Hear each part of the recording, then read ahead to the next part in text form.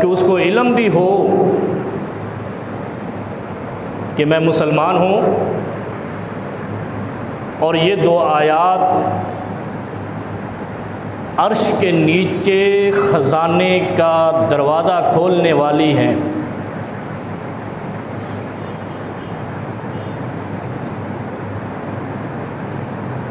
یہ دو آیات آمن الرسول سے شروع ہو کر فانصرنا علی القوم الکافرین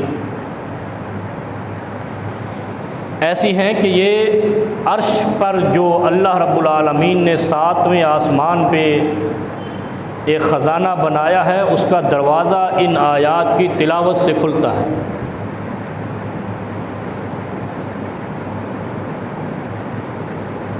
پھر سیدنا ابی ہریرہ رضی اللہ تعالی عنہ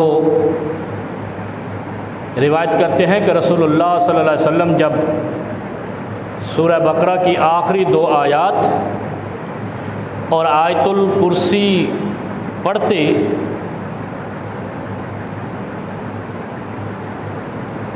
تو ہنس دیتے۔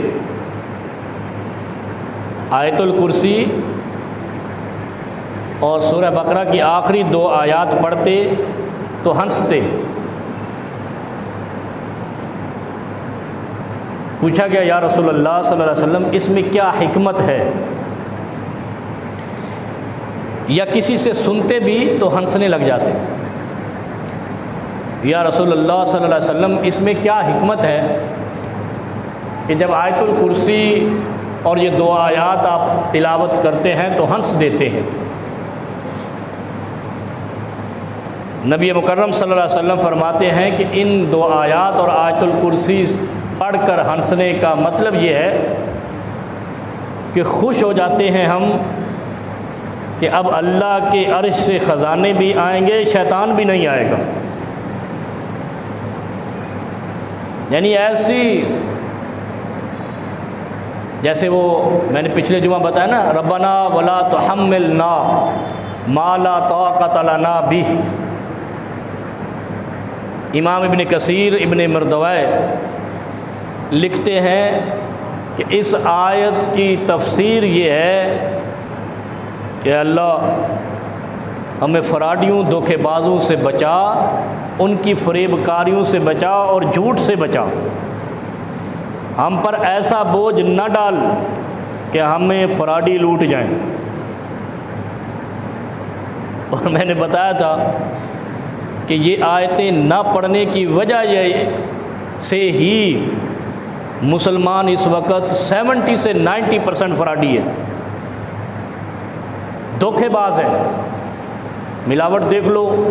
یہی مسلمان جب بزنس کرے گا سعودی عرب میں، دبئی میں یا امریکہ میں یا برطانیہ میں، جرمنی میں، تو ایمانداری سے 1 نمبر مال بیچے گا۔ اور جب یہی مسلمان اس وطن میں آئے گا جس کو آپ بر صغیر کہتے ہیں، جہاں پہ ایک فرقے کا دعویٰ ہے کہ ہم زیادہ ہیں، تو بھائی تم زیادہ ہو تو فراڈ بھی زیادہ ہے، اس کا مطلب ہے تم خالص نہیں ہو۔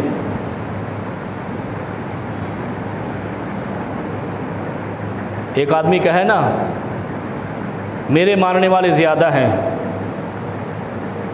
اور وہ جتنے ماننے والوں سے لوگ معاملات کریں وہاں دھوکہ ہو جائے، یا ان کے ماننے والے چوری کرتے ہوں یا دھاڑل ہوں یا شرابی ہوں، تو بندہ کیا کہتا ہے؟ یار دیکھیں تیرے ماننے والے سارے حرامی ہیں، تو بھی ایسا ہی ہوگا، ایسے کہتے ہیں نا۔ ذرا سوچیں آپ، میرے پیچھے جمعہ پڑھنے والا یا میری صحبت اختیار کرنے والا گلی میں جھوٹ بولے گا تو لوگ کیا کہیں گے؟ مولوی کی باتیں ہی ایسی ہیں، مولوی خود عمل نہیں کرتا، دوسرے کیسے عمل کریں؟ ایسا ہی ہوتا ہے، کوئی غلط مثال تو نہیں ہے نا۔ تو جب ہم کہتے ہیں کہ تمہاری کثرت ہے تو کثرت فراڈ بھی ہے، دھوکہ بھی ہے، ملاوٹ بھی ہے، رشوت بھی ہے، سود بھی ہے، زنا بھی ہے، اور وہ تمہاری جماعت اور تمہاری فرقے سے بھی ہیں، تو اس کا مطلب ہے ادھر کوئی گڑبڑ ہے جو نیچے گڑبڑ ہے۔ آپ کے وزیر اعظم نے کہا تھا نا اوپر ٹھیک ہونا چاہیے، نیچے سب ٹھیک ہو جائے گا۔ وہ بیچارہ 3 سال سے لگا ہوا ہے کہ نیچے ٹھیک ہو جائے، وہ نیچے ٹھیک ہونے والے اس کو ٹھیک کرنے کے چکر میں۔ یہ مثالیں ایسی نہیں ہوتی، یہ فطرت کے اصولوں کی کرتا ہے نگہبانی۔ علامہ اقبال نے کہا تھا نا، یہ فطرت کے اصول ہیں، فطرت پہ نظر آ گئی تو سب درست ہو گیا، اور اگر فطرت پہ ہم نے نہیں جھانکا، اپنی فطرت کو نہیں ٹٹولا، اپنی غلطی پہ نظر نہیں کی، تو نتیجہ بھی یہی نکلے گا، کسی کا نام لینے کی ضرورت ہی نہیں ہے۔ آپ دیکھیں نا، ربنا ولا تحملنا ما لا طاقت لنا بہ، کتنی پیاری آیت ہے، اور یہ عرش کا خزانہ کھول دیتی ہے۔ کیوں؟ جب نیچے ایمانداری ہوگی، فراڈ نہیں ہوگا، اور جب نیچے فراڈ ہوگا تو عرش کا خزانہ کیسے کھلے گا؟ اور دوسرا، جب یہ پڑھی جائیں گی، ہم نے کیا طریقہ نکالا ہے معلوم ہے آپ کو؟ مسلمان ہے نا، اور پھر مسلمان نہیں، ہم بر صغیر کے مسلمان ہیں، بنگلہ دیش، پاکستان اور ہندوستان کے مسلمان ہیں۔ ہمارے اوپر بے ایمانی ختم ہے، فراڈ ختم ہے۔ یہی مسلمان سعودی عرب میں بھی ہیں، ایران میں بھی ہیں، دوسری مملکتوں میں ہیں، ملائیشیا میں بھی ہیں، وہاں نہیں ایسا ظلم برپا جتنا یہاں پہ ہے۔ ربنا ولا تحملنا ما لا طاقت لنا بہ، اے اللہ ہم پر ایسے لوگوں کو مسلط نہ کر جو ہمارے ساتھ دھوکہ کریں، اور اگر ہم ان آیات کو، 2 آیات ہیں صرف، پڑھنا شروع کر دیں تو فراڈی ہم سے دور ہو جائے، زانی ہم سے دور ہو جائے، خوف پیدا ہو جائے، رعب آ جائے۔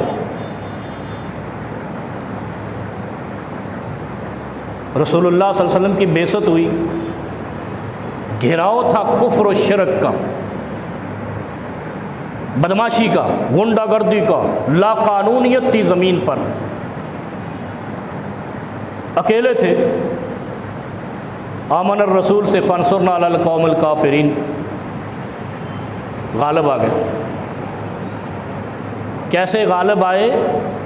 کچھ عرصہ نہیں لگا، 23 سال میں عرب کو پاک کر دیا جہالت سے، اور ہم 74 سال سے جاہلوں کا پیچھا کرتے ہیں، جو سب سے بڑا بدماش ہوتا ہے اس کو ووٹ دیتے ہیں۔ اس کا مطلب ہے ہم قرآن کو یا مانتے نہیں، یا پڑھتے نہیں، یا سمجھتے نہیں۔ اگر ان آیات کو پڑھا جانے لگے، اور ہم نے اس کا حل کیا نکالا ہے، مولویوں سے بچے لے لو، چم چھڑک 1 گھنٹے میں سارا قرآن پڑھو اور چلو بھائی گھر جاؤ، 500 روپے سدوکی والے کو دے دو۔ ایسے شغل میرے پاس بہت لگتے ہیں، اور میں عموماً یہ اپنے دل کی باتیں آپ کے سامنے کرتا رہتا ہوں۔ کوئی پھونکو پیر، کوئی شف پیر، کوئی یہ چکر ہے نا، ہم نے چلا رکھا ہے نا۔ اسی سے جا کر پوچھو کہ یہ 2 آیات کے فضائل کیا، اور ان کو پڑھنے سے اصل میں ہم وہ کام کرتے نہیں جس سے ہمیں نجات ممکن ہو۔ نجات صرف جب نجات کا لفظ بولا جائے نا، تو یہ صرف جنت جہنم کے لیے نہیں ہوتا، دنیا میں بھی پریشانیوں سے نجات ہے، اور یہ دین دنیا کے لیے اترا ہے۔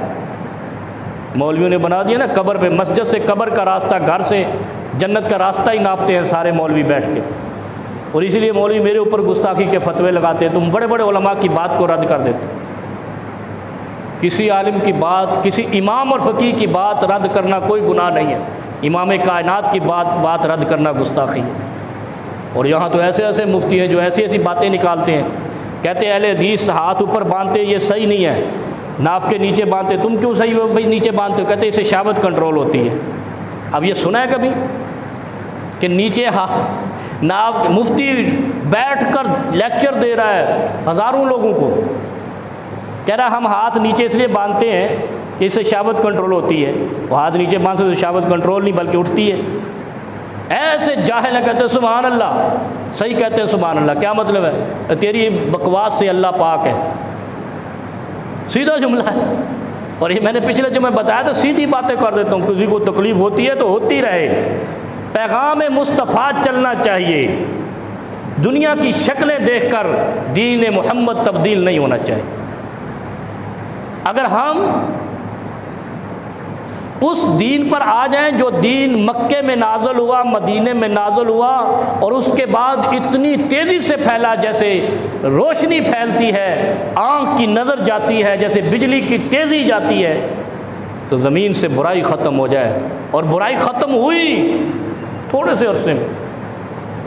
حضرت ابوبکر صدیق رضی اللہ عنہ کا 2.5 سال کا دور ہے، اور پھر حضرت عمر فاروق آئے، اس نے تو کھینچ دیا کام کو۔ اس نے کہا ظلم زمین پہ نہیں رہے گا، فراڈ بھی نہیں رہے گا۔ سب سے بڑی سلطنت قائم کر دی۔ دشمن ہے نا لوگ عمر فاروق کے۔ جو فاروق اعظم کی مخالفت کرتا ہے در حقیقت وہ شیطان کا جھوٹا پی کر آیا ہے۔ سؤر الشیطان، سؤر کہتے ہیں جھوٹے کو، سور کو نہیں کہتے۔ یہ عربی کا سؤر الشیطان کا مطلب ہوتا ہے شیطان کا جھوٹا کھانا۔ ہم مسلمان ہیں نا، ناپاک لوگوں کے ساتھ نہیں کھاتے، ایسا ہی ہے۔ ناپاک ہوتے ہوئے بھی نہیں کھاتے، ناپاک ہوتے ہوئے مسجد نہیں آتے۔ یہی ہے نا مسلمان کی شان ہے۔ ہندو ہو یا سکھ ہو یا عیسائی ہو یا یہودی ہو یا کوئی بھی ہو، مسلمان برتن پاک کر کے کھاتا ہے، بسم اللہ پڑھ کے کھاتا ہے۔ آپ کو پتہ ہے آپ کے ملک کا صدر مملکت رہا ہے، اور ملک کا نام ہے پاکستان۔ یہ پاک سرزمین کا صدر رہا ہے۔ کل اس نے پریس کانفرنس کی اور اس میں بسم اللہ ہی غلط پڑھی۔ کیا اس کی حالت ہوگی قرآن کے بارے میں؟ بسم اللہ غلط پڑھی، سب نے سنی ہوگی۔ وہ زمانہ گزر گیا کہ پی ٹی وی تھا اور بس اندھیرا تھا، ایسا نہیں ہے۔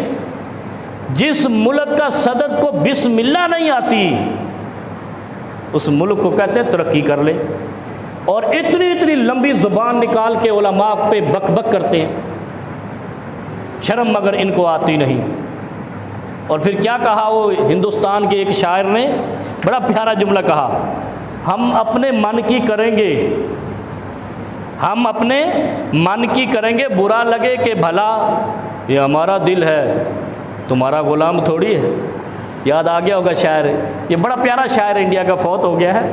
اس نے کہا یہ ہمارا دل ہے، تمہارا تھوڑی، ہم بات حقیقی کریں گے۔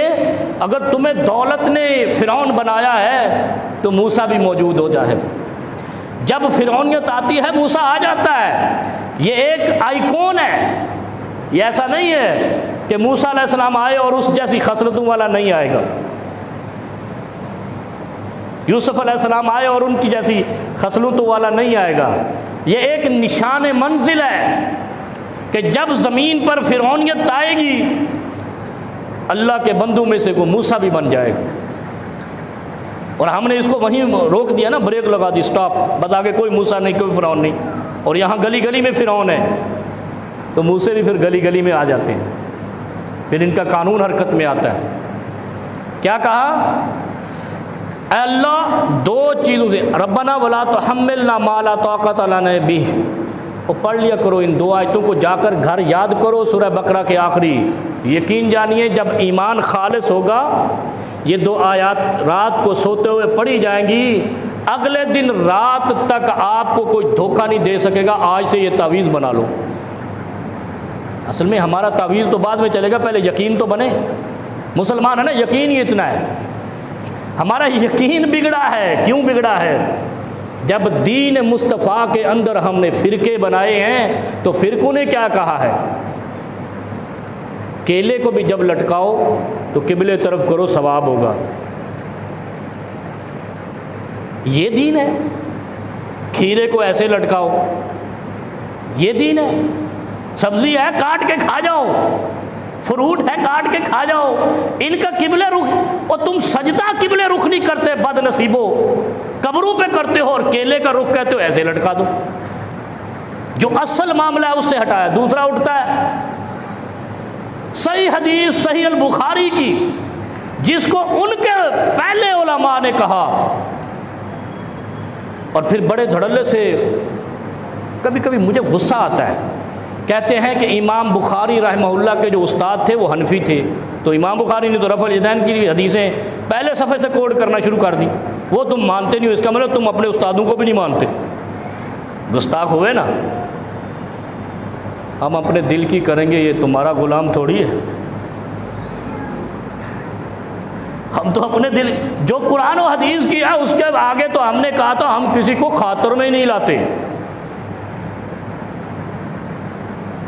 میں آپ کو ایک مثال دیتا ہوں.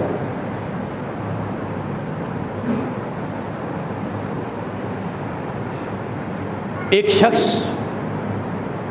ان رجلا رعا کلبا، ایک آدمی نے کتا دیکھا، اس کو گلے نہیں لگایا.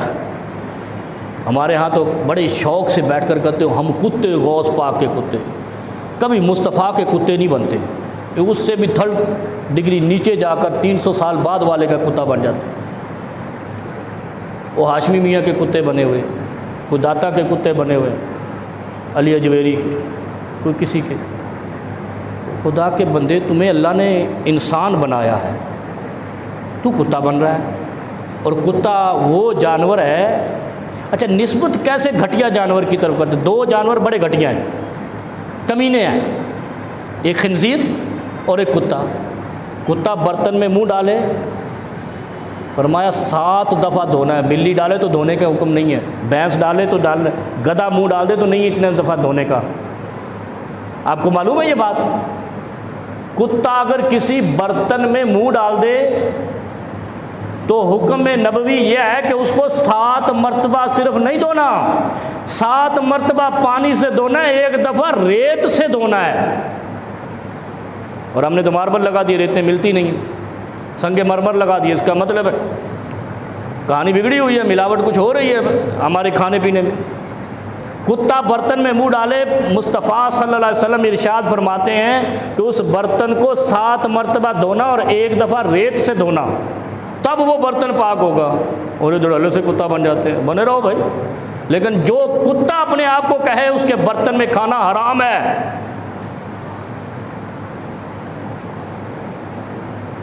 تو ایک مولوی اٹھا ان کا، آج باتیں کچھ کر دیتی ہیں، 2 باتیں اور کرنی ہیں.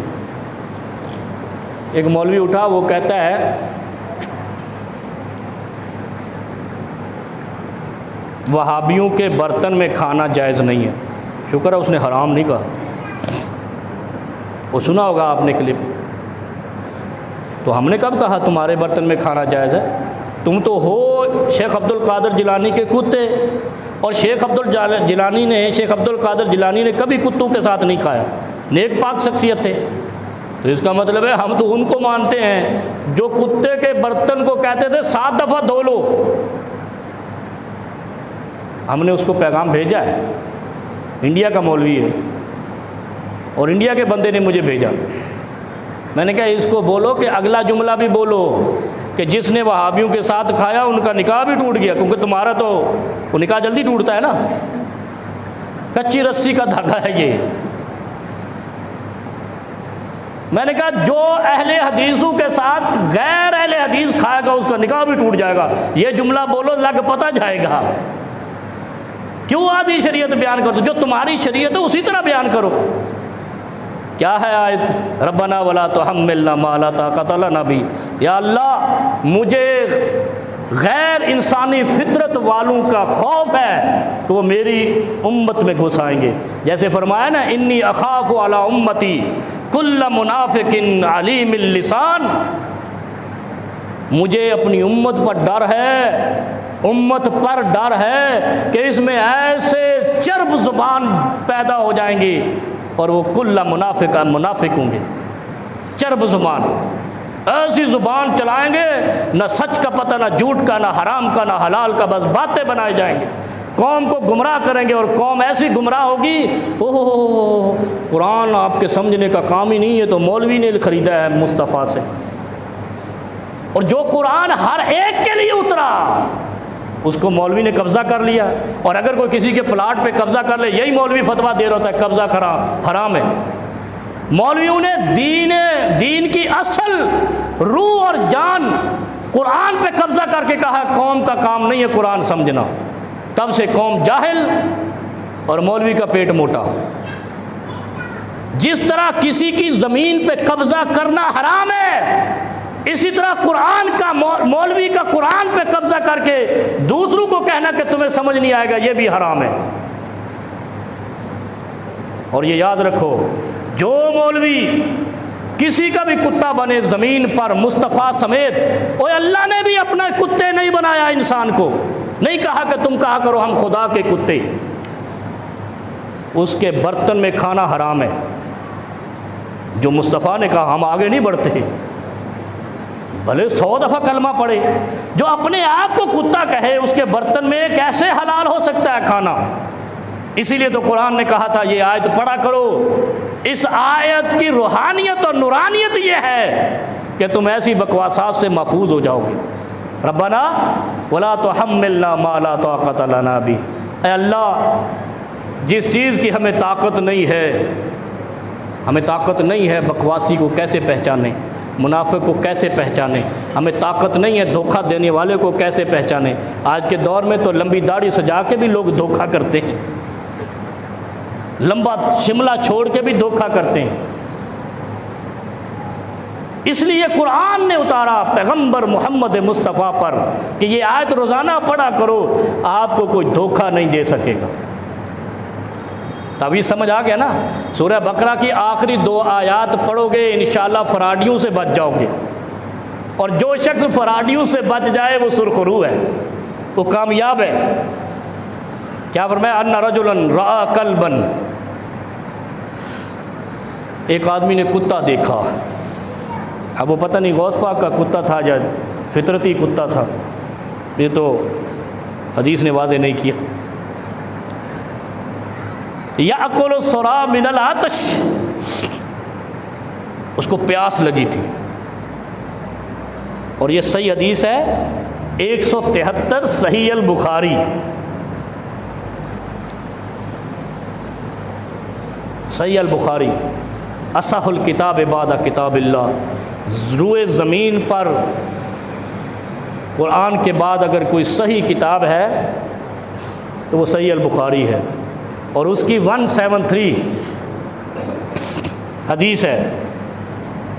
کیا فرمایا؟ ان رجلا رأى کلبا یأکل الثری من العطش، ایک بندے نے کتا دیکھا اور وہ گیلی مٹی ہوتی ہے نا، گیلی مٹی، اس کو چوس رہا تھا۔ کیسی کیسی باتیں شریعت میں سمجھانے کے لیے۔ وہ کہتے ہیں مصطفیٰ کی بات سمجھ نہیں آتی، اس کے 150 سال بعد آنے والے کی بات سمجھ آتی ہے، ایسے کہتے ہیں نا۔ امام ابو حنیفہ کی بات سمجھ آتی ہے جو دونوں عربی ہیں، مصطفیٰ بھی عربی زبان کے ہیں اور امام ابو حنیفہ رحمہ اللہ بھی عربی زبان کے ہیں صلی اللہ علیہ وسلم، لیکن وہ عربی سمجھ نہیں آتی، یہ عربی سمجھ آتی، ان کی منطق انسانوں کو سمجھ نہیں آتی، باشعور انسانوں کو سمجھ نہیں آتی۔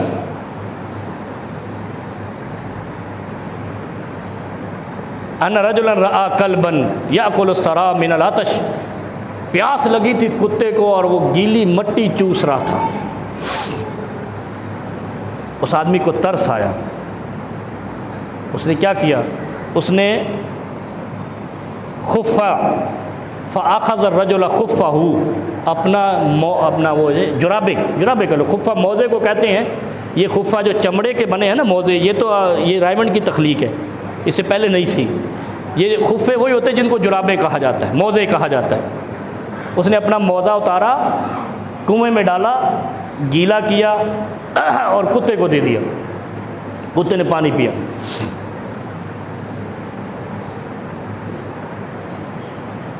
فَأَخَذَ الرَّجُلُ خُفَّهُ حَتَّى أَرْوَاهُ، اس کتے کو موزے سے پانی پلایا، اس کی پیاس مٹائی۔ فَشَكَرَ اللَّهُ لَهُ، خوش ہوا، اللہ تیرا شکر ہے میری وجہ سے کسی کی پیاس مٹ گئی۔ فاروق اعظم نے کہا تھا نا، فرات کے کنارے کوئی کتیا بھی پیاسی مر گئی تو مجھ سے پوچھا جائے گا۔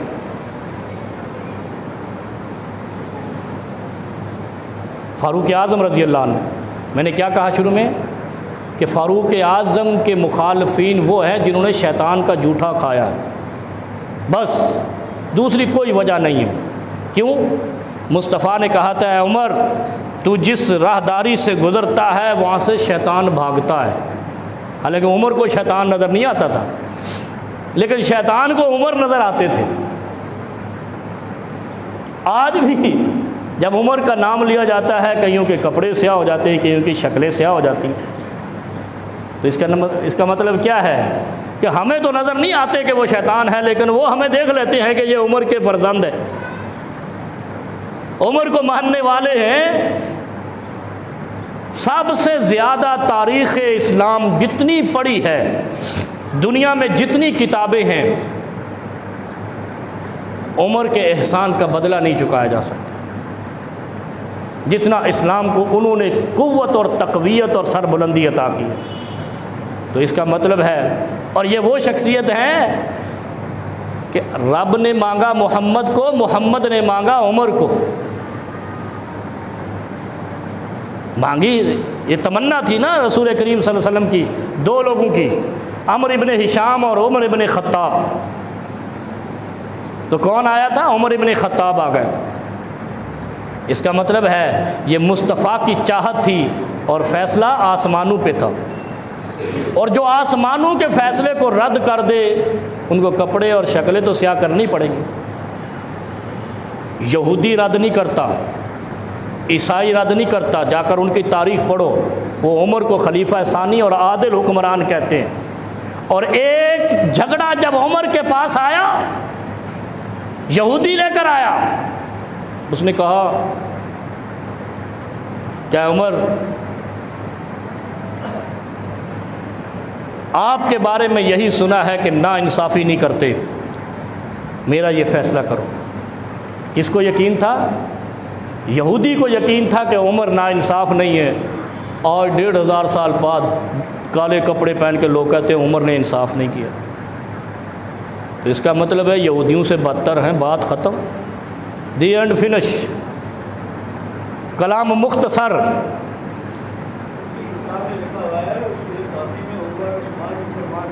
نہ تھے، انا للہ، اور یہودی آ کر کہتے تھے عمر تم انصاف کرتے ہو، دنیا جانتی ہے۔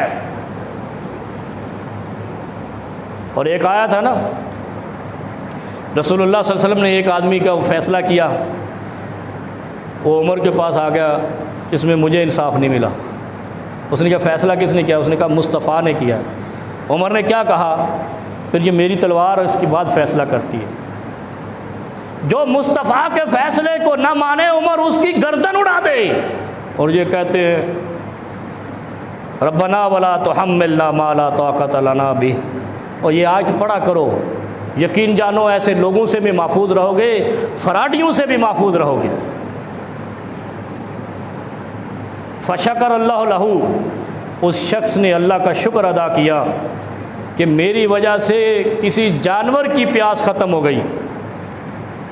وَأَدْخَلَهُ الْجَنَّةَ، مصطفیٰ صلی اللہ علیہ وسلم نے اس کو خوشخبری سنائی کہ اللہ نے تیرے اس انداز کی وجہ سے تجھے جنت میں داخل کر دینا ہے۔ کسی کی پیاس مٹایا کرو، کسی کی پیاس میں تعاون کیا کرو، کسی کی بیماری میں تعاون کیا کرو، کسی کی مشکل میں تعاون کیا کرو، یہ مومن کی شان ہے۔ مومن کو کانٹا، اگر کیا کہا اقبال نے، چبھے کانٹا جو کابل میں، تو اس کا مطلب کیا ہے؟ المؤمنون کجسد واحد، جو ایمان والے ہیں ایک جسم کی مانند ہیں۔ اگر ایک جگہ پہ تکلیف ہوتی ہے، زخم ہوتا ہے، پورے جسم میں تکلیف ہوتی ہے۔ اور مومن بھی ایسے ہیں کہ اگر کسی ایک مومن کو تکلیف ہے اور آپ اس کا مداوع کر سکتے ہیں، آپ اس کے ساتھ چلیں۔ یہ مومن کی شان ہے کہ مدد کرتا۔